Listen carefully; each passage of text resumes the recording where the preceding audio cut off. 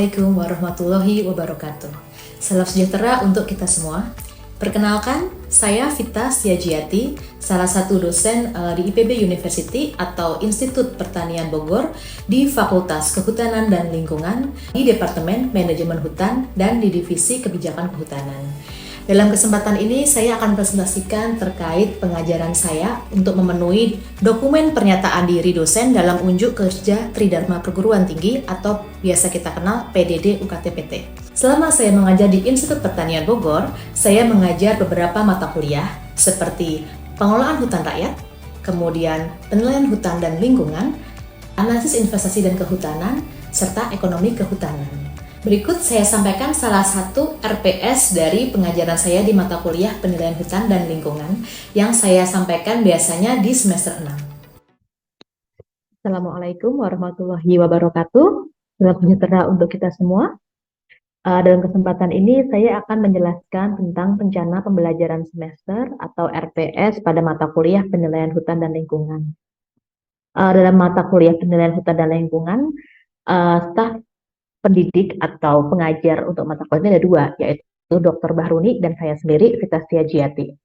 Mata kuliah ini biasa disampaikan pada semester 6 atau semester genap, dan ini merupakan semester terakhir perkuliahan di manajemen hutan. Biasanya di manajemen hutan, di departemen ini, semester 7 itu mahasiswa melakukan final project atau melakukan capstone. Sehingga pada semester 6 ini adalah mata kuliah yang harapannya mahasiswa sudah paham benar pada semester 1 sampai 5 terkait teknis-teknis pengelolaan hutan. Sehingga pada semester 6 ini mahasiswa sudah bisa membuat suatu analisis kebijakan dan untuk memperhitungkan kinerja, salah satunya melalui mata kuliah penilaian hutan dan lingkungan. Mata kuliah ini memiliki 4 learning outcome atau biasa kita sebut sebagai CPMK, capaian pembelajaran mata kuliah, yaitu yang pertama, mahasiswa diharapkan mampu memahami dan menjelaskan teori atau konsep nilai ekonomi total. Kemudian yang kedua, mampu memahami dan menjelaskan konsep pengelolaan hutan yang berkelanjutan dari aspek ekonomi dan lingkungan. Kemudian mahasiswa juga diharapkan mampu memahami konsep atau metode penilaian ekosistem hutan. Dan yang terakhir adalah mahasiswa mampu melakukan perhitungan-perhitungan terhadap konsep atau metode penilaian ekosistem hutan tersebut. Sehingga dari hasil kalkulasi ini, mahasiswa itu bisa menganalisis kinerja dan membuat studi kebijakan juga dalam pengelolaan dan perencanaan kehutanan, baik lihat maupun yang intangible. Nah, dari learning outcome 4 ini, kita memiliki 8 sub CPMK. Dalam 8 sub CPMK ini kita bagi sampai ke 14 kali pertemuan, yaitu 7 kali pertemuan untuk sesi UTS dan 7 kali pertemuan untuk sesi UAS. Nah, untuk sesi UTS kita ada sub CPMK 1, 2, 3, 4. Jadi dalam sub CPMK 1 dan 2 ini kita berharap mahasiswa itu mampu menjelaskan paradigma pengelolaan hutan dan konsep nilai ekonomi total, dan juga tahu tentang konsep dasar setiap metode penilaian hutan, begitu. Jadi ini masih bagian bab pendahuluan untuk sub CPMK 1 dan 2. Kemudian beranjak ke minggu ketiga, di sub CPMK ketiga, kita berharap mahasiswa itu sudah bisa menjelaskan konsep nilai pohon dan tegakan serta menggunakan metode kalkulasinya. Kemudian setelah mahasiswa mampu menghitung nilai pohon dan tegakan, diharapkan mereka bisa menilai aset tegakan, asetnya. Jadi mereka menghitung nilai-nilai tegakan yang belum masa tebang atau tegakan muda begitu. Nah, dari materi sub CPMK 1 sampai 4, mahasiswa akan dilakukan evaluasi di pertemuan 7 dengan melaksanakan kuis. Jadi kuis ini biasa kita siapkan untuk mengetes apakah mereka sudah paham benar untuk hal barang jasa yang terlihat secara nyata.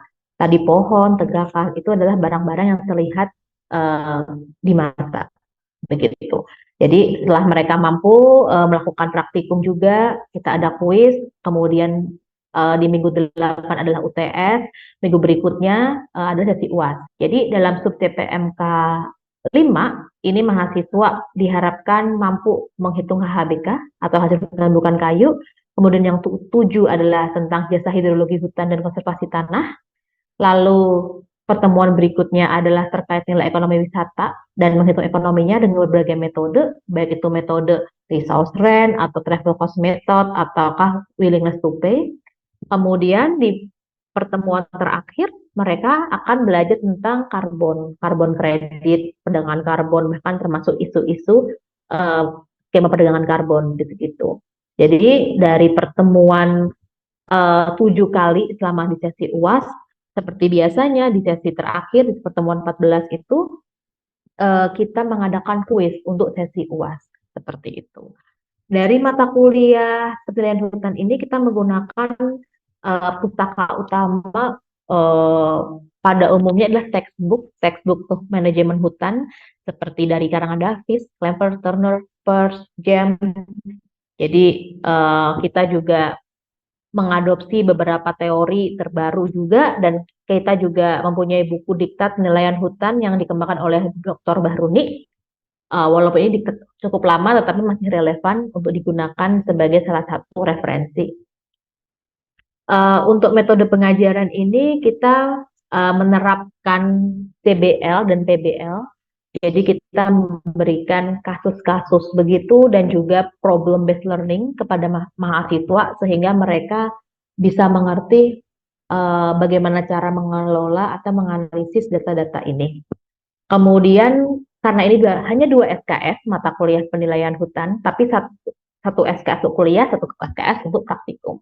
Jadi kuliahnya ini tatap muka, biasa kita menggunakan tatap muka di kelas, tapi beberapa jika ada halangan, misalnya cuaca tidak memungkinkan karena Bogor sering hujan deras begitu, kadang kita menggunakan sistem daring, menggunakan Zoom yang kita berlangganan tetap ya dengan Zoom. Kemudian kita juga mempunyai sistem di IPB, sistem seperti LMS. Kita ada 2 sistem yaitu kelas IPB dan juga sistem exam. Jadi di sistem yang kelas IPB itu saya akan menunjukkan contohnya. Jadi ini adalah di kelas IPB. Dari kelas ipb.ac.id, semua mahasiswa bisa mengakses ini dan di awal perkuliahan kita biasa menyampaikan, ini sudah kebiasaan di IPB, bahwa mahasiswa itu diminta untuk mandiri. Jadi semua materi perkuliahan sudah kita upload di kelas ipb.ac.id ini. Jadi sebelum ada perkuliahan diharapkan mahasiswa sudah membaca materi sehingga di dalam kelas itu cukup diskusi, ya menerangkan sedikit-sedikit, nggak full, nggak seperti anak SD dituntun begitu, tapi mereka mandiri. Jadi kita hanya meng-highlight yang mereka kurang paham begitu. Ini contohnya. Jadi ini valuasi nilai ekonomi karbon. Ini pertemuan terakhir. Di sini sudah banyak ada materi kuliahnya, ada terkait textbook yang saya tulis terkait kontribusi REDD plus REDD. Ini juga ada bahan dari dosen tamu. Jadi beberapa kali kita mengundang dosen tamu dari praktisi dan juga pemerintah, bahkan NGO juga untuk menjelaskan tentang penilaian hutan begitu. Ini adalah kuis, kita juga menyajikan ini kuis. Ini K1 adalah untuk kelas 1 karena kita ada 2 kelas, masing-masing kelas terdiri 50-an lebih mahasiswa, mungkin 54 ya. Kemudian di sini ada banyak, jadi ada pengumpulan tugas juga mahasiswa bisa melewati kelas IPB. Ini lengkap. Kemudian setelah semua bahan ada di kelas IPB, mereka bisa belajar secara mandiri dan di tatap muka di kelas selama 50 menit dengan dosen. Setelah tatap muka di kelas, mereka akan mengikuti praktikum. Praktikum ini diselenggarakan selama 3 jam mata kuliah, 3 jam pembelajaran ya. Jadi satu pembelajaran itu 50 menit. Jadi sekitar totalnya setiap kali pertemuan itu 150 menit untuk praktikum. Di praktikum ini mahasiswa bisa mencari data di sekitar kampus. Jadi sekitar kampus ini kita memiliki banyak hutan. Jadi mereka bisa menghitung tegakan di sekitar kampus. Kemudian mereka bisa wawancara pada masyarakat sekitar hutan untuk menerapkan teori-teori penilaian hutan. Bahkan untuk ekonomi wisata, mereka juga bisa melakukan studi wisata yang ada di sekitar kampus. Kebetulan di sekitar kampus ini kita memiliki beberapa tempat wisata juga. eh, dan cukup berdekatan dengan Taman Nasional sehingga mahasiswa bisa mempraktekkan langsung terkait eh, konsep nilai ekonomi hutan gitu. Kemudian saat ujian UTS dan UAS kita memiliki sistem sendiri juga, yaitu masuk langsung mengerjakan di sistem exam. Ini adalah sistem exam IPB, jadi ini khusus hanya untuk ujian, jadi tidak berat begitu. Jadi kita untuk ujian kita biasanya mahasiswa datang ke lab komputer, di lab komputernya IPB, jadi mereka langsung mengerjakan di depan komputer dengan menggunakan sistem exam. Soal-soal sudah diupload, ini contohnya ini UTS tahun 2024, di sini soalnya ini ada sistem minus juga sehingga mahasiswa benar-benar hati-hati untuk mengerjakan. Ini juga UAS ada di sini di sistem exam. Mari kita lihat. Jadi mahasiswa ini setelah mengerjakan soal UAS misalnya atau UTS, setelah mereka submit jawaban, nilai akan langsung keluar otomatis. Sehingga mereka tahu, oh nilai saya segini, sehingga transparansi nilai sangat terlihat begitu. Selain nilai UAS dan UTS, kita juga memperhatikan keaktifan mahasiswa.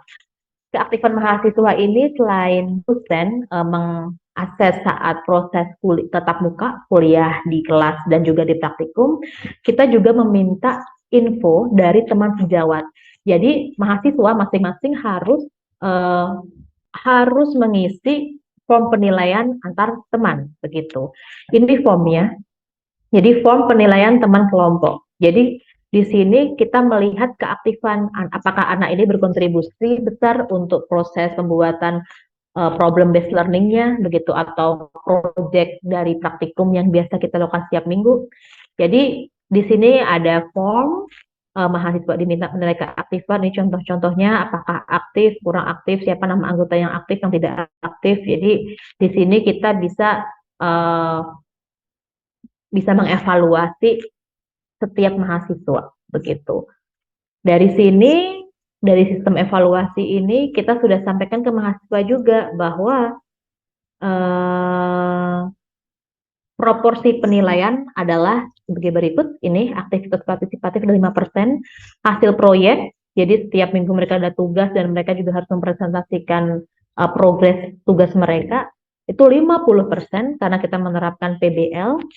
Kemudian untuk kuis masing-masing 5%, kuis UTS dan UAS ya, ini jadi 2,5%. Kemudian UTS 20%, UAS 20%. Demikian. Selain dosen mengevaluasi mahasiswa melalui UTS, UAS, kuis, dan juga keaktifan selama kuliah dan praktikum, mahasiswa juga berhak untuk mengevaluasi proses belajar mengajar dengan mengisi EPBM.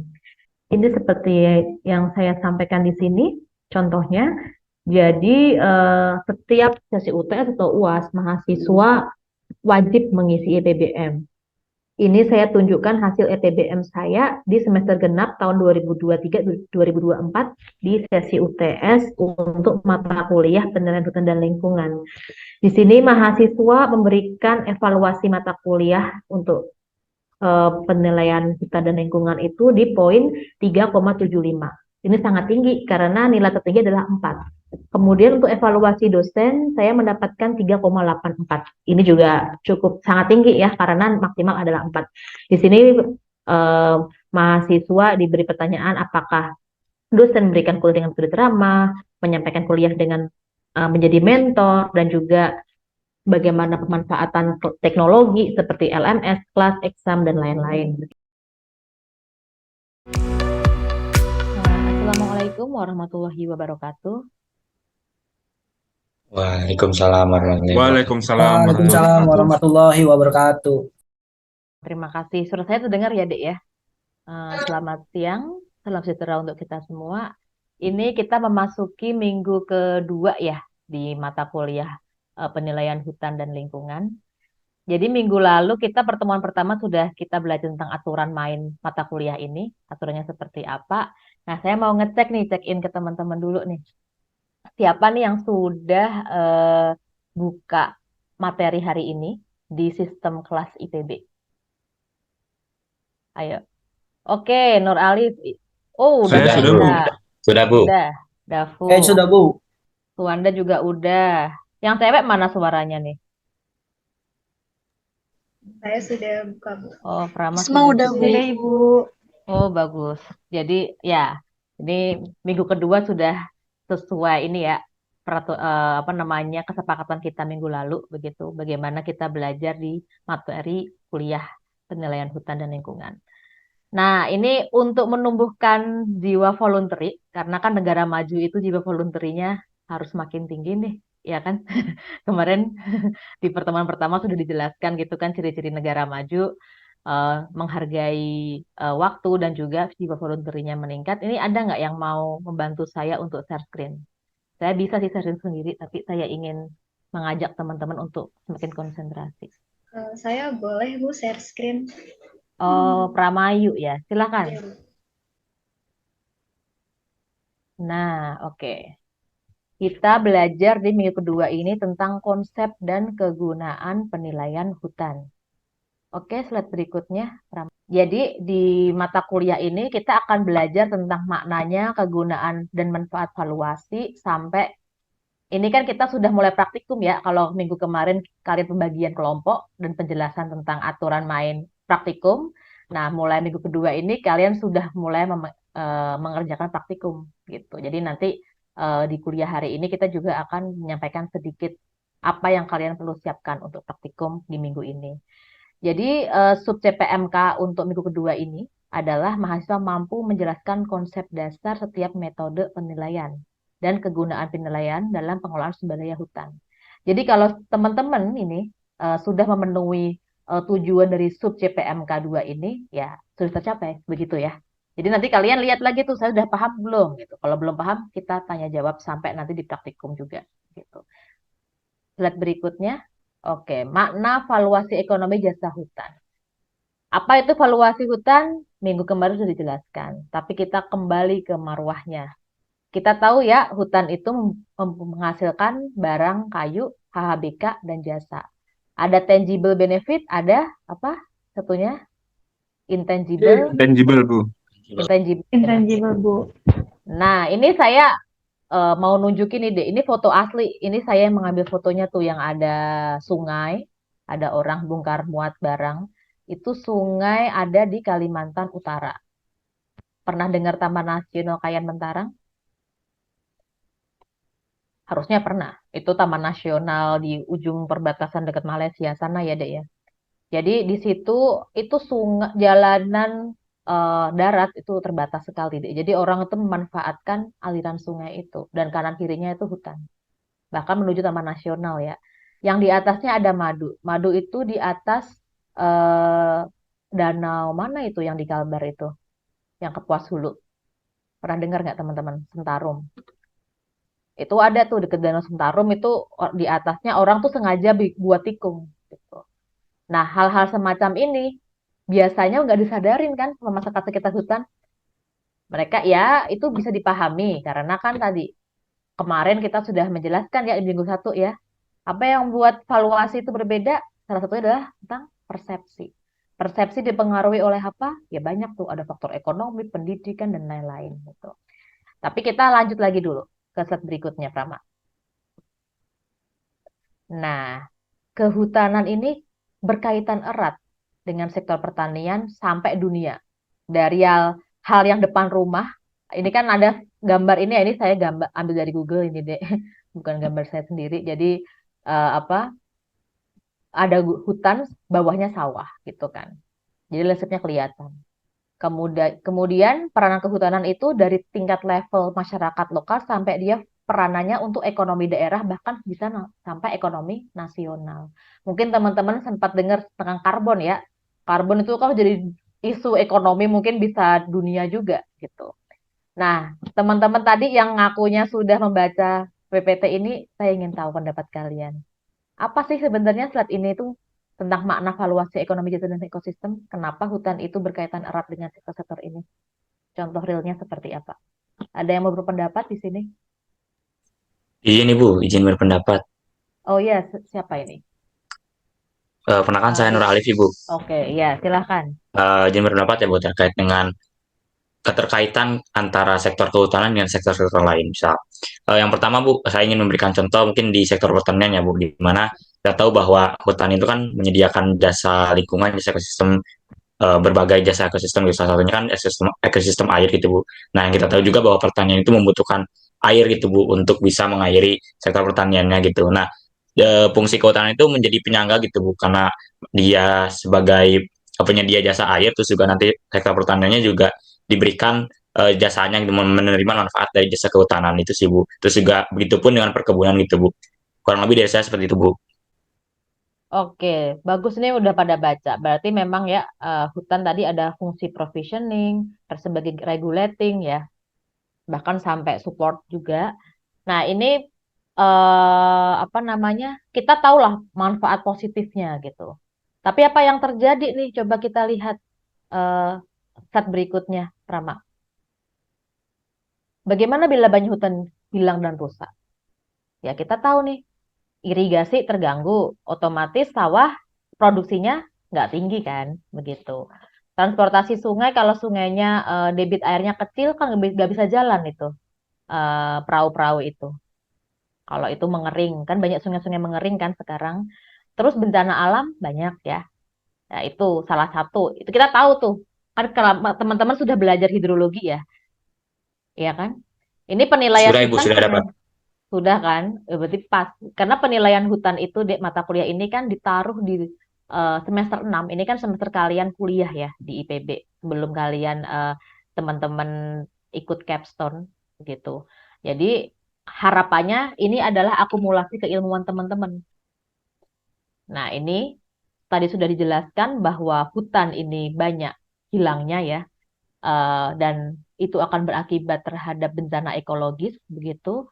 Masalahnya, nah ini pertanyaan untuk kita nih, calon forester. Apakah sudah mengetahui nilai tersebut, nilai si hutan itu sendiri? Pasti mereka, oh hutan itu baik gitu kan. Ah, baiknya aja gitu. Tapi kalau sudah dikasih cash money, uang cash nih, dia mikir hutan tidak bisa ngasih saya makan tiap hari gitu kan. Uang saya butuh uang nih. Nah, kebanyakan tantangannya itu banyak pihak yang belum mengetahui nilai yang sesungguhnya gitu. Akibatnya apa? Tidak menyadari nilai aset yang dimiliki dari hutan itu sehingga salah melakukan pilihan penggunaan gitu. Coba lanjut lagi, Rama. Nah, tadi sudah dijelaskan bahwa jasa hutan itu umumnya tidak ada harga pasar. Kenapa saya bilang umumnya? Karena sekarang sudah mulai ada kan, Dek. Karbon sudah ada harga pasarnya kan kadang. Tahu nggak harga kemarin? Pernah dengar nggak gosip-gosip perdagangan karbon? Kalau harga pasar yang didasari sama Bank World Bank itu $5 ya Bu ya per ton. Wah, ya. Terakhir segitu ya. Ini keren nih, Devo, update ya. Bagus, tapi di teman-teman sudah ngikutin perkembangan ya. Jadi, tapi itu kan pasar dari sana ya, dari World Bank. Nanti ada juga tuh pasar sukarela, itu tergantung permintaan pasar. Kadang bisa lebih dari 10 juga deh. Itu bisa dipakai untuk ini, untuk penilaian hutan deh. Ah, kalau ada harga pasarnya, gampang. Kalau kayak kayu, tegakan, yang kayak meranti, sengon itu kan gampang. Tapi kalau kayu-kayu itu yang nggak dijual kan agak susah juga tuh, Dek. Nah, itu kan nanti ada tekniknya. Harga pengganti itu bisa pakai biaya perjalanan, hedonik gitu kan, atau ada namanya nilai relatif itu juga bisa. Nah, nanti kita belajar fokusnya di metode biaya perjalanan. Nanti untuk fungsi apa pendekatan bisnis respon kita skip dulu. Mungkin nanti kalau kalian S2 kita pakai ini deh. Kalau untuk S1 nanti dulu. Ini sudah terlalu banyak ya. Nanti ada pendekatan willingness to pay atau willingness to accept itu juga ada. Ini kita bisa ini misalnya untuk ngecek apa PES, Payment Environmental Services. Nah, itu kemampuan untuk membayar dan si orang hulu untuk menerima tuh berapa sih, kita bisa pakai ini pendekatan preferensi itu. Kemudian untuk pendekatan berdasarkan biaya, ini juga penting. Itu adalah misalnya kita jasa hidrologis gitu. Kalau hutan ini nggak ada, sedimentasi tinggi nih. Kalau sedimentasi tinggi, misalnya, berarti pengerukan sungai itu kan banyak juga, ya kan? Jadi biayanya berapa tuh untuk biaya pengerukan? Tapi itu untuk mendapatkan data itu ilmu apa, ilmu hidrologis kalian harus dimainkan gitu. Datanya harus benar dulu tuh yang sisi ekologisnya. Gitu ya. Kita lanjut lagi. Nah, ini materi praktikum. Teman-teman mungkin sudah baca ya. Ada 4, nanti teman-teman silahkan. Ini 1, 2, 3 saya harap mudah lah. Ini kan teman-teman harus menggunakan pendekatan nanti teori. Jadi jangan kemana-mana. Tuh, terus berikutnya yang nomor 4 ini yang agak lumayan pakai analogi yang kuat nih. Nah, ini ada simulasi. Dan ini sebenarnya real nyata deh. Banyak kejadian di Indonesia hal-hal semacam ini. Nanti ini kalian diskusikan berkelompok ya. Jadi minggu ini praktikumnya 1, 2, 3, 4 ini silahkan diskusi dan langsung dipresentasikan. Begitu. Nah, sampai sini saya ada waktu nih, masih ada waktu. Teman-teman kalau ada yang mau bertanya silahkan. Iya, Ibu, boleh. Terkait ini, Bu. Tadi kan saya sempat membahas tentang lanskap daratan itu, Bu, yang saling terhubung satu sama lain. Mm-mm. Katakanlah kita mau melakukan penilaian di hilirnya, Bu. Hulunya itu katakanlah hutan, Bu. Mm-mm. Penilaian di hilir ada lahan di situ. Katakanlah bagus, Bu, dan berpotensi. Tetapi di hulunya itu ada potensi kerusakan di 10 tahun mendatang yang berakibat pada lahan yang akan dihitung tadi. Sebenarnya, Bu, potensi itu apakah bisa masuk perhitungan yang akan dilakukan itu, Bu? Tunggu Kalau bentar. menggunakan metode-metode yang sudah ada, Bu. Hulunya itu dia ada potensi kerusakan, begitu. Ya, katakanlah ada rencana dibangun villa gitu, Bu. Jadinya Oke. airnya ketutup gitu. Nah, itu bisa. Yang tadi, yang Oh, saya sampaikan, itu pakai tadi. Jadi kamu menggunakan hitung dulu tuh fungsi hutan terhadap tadi ya. Ya, kejernihan air, terkait debit air gitu kan. Itu berapa tuh? Oh, ternyata hutan ini berhubungan segini. Setelah itu kita bikin model permodelan deh. Kalau misalnya hutan ini rusak, apa yang terjadi? Nah, dihitung tuh. Makanya ada fungsi pemodelan itu. Itu bisa banget itu. Emang kayak gitu tadi fungsinya penilaian hutan. Jadi kita cari dulu tadi menggunakan ilmu kalian yang sudah dapat dari hidrologi hutan itu kan ada DAS kan itu dicari dulu setelah tahu ada pemodelannya. Nah, kita anggaplah 10 tahun lagi ke depan kalau misalnya ini ada penebangan hutan akibatnya ini loh gitu. Apakah tadi usaha villa itu bisa menutupi kerugian yang hilang tadi yang kan ada kerusakan itu kan? Bisa nggak? Tadi kan harus ada pengerukan, ada apa kan? Ada sedimentasi tingkat tinggi kan? Terus ada bencana alam, bisa mengcover nggak? Kalau emang villanya itu di situ misalnya punya siapa gitu, punya konglomerat dunia yang dia satu harinya 100 juta gitu per malamnya, tapi impossible ya kayaknya. Ya mungkin make sense. Kita lihat itu dulu. Jadi itu logika ekonominya jalan. Oke, ini Siap, Ibu. waktunya Terima sudah kasih. 50 menit ya. Karena kita di kuliah ini kan 50 menit waktunya. Jadi teman-teman nanti untuk minggu berikutnya silahkan baca lagi ya PPT. Ini beberapa nih siapa nih? Farhan tadi belum ini ya, belum baca ya. Dia diem tuh, agak bingung kelihatan di mukanya tadi. Tadi dia belum resen, belum baca PPT untuk hari ini. Jadi biar minggu depan teman-teman bagus, langsung mahamin cepet, dibaca dulu ya PPT-nya ya teman-teman ya. Nanti teman-teman kalau bingung bisa tanya ke email saya langsung, begitu. Dicukupkan waktunya untuk kuliah hari ini. Kalau ada hal-hal yang kurang pas, saya mohon maaf. Terima kasih. Wassalamualaikum warahmatullahi wabarakatuh. Waalaikumsalam Waalaikumsalam warahmatullahi warahmatullahi wabarakatuh. wabarakatuh. Makasih, Terima kasih, Bu. Bu. Terima kasih banyak, Terima Bu. kasih, Ibu. Terima kasih banyak, Bu. Terima kasih banyak, Ibu. Demikian PDD UKT-PT di bidang pengajaran saya. Semoga bisa memberikan gambaran yang jelas dan bermanfaat untuk pendidikan Indonesia. Terima kasih. Wassalamualaikum warahmatullahi wabarakatuh.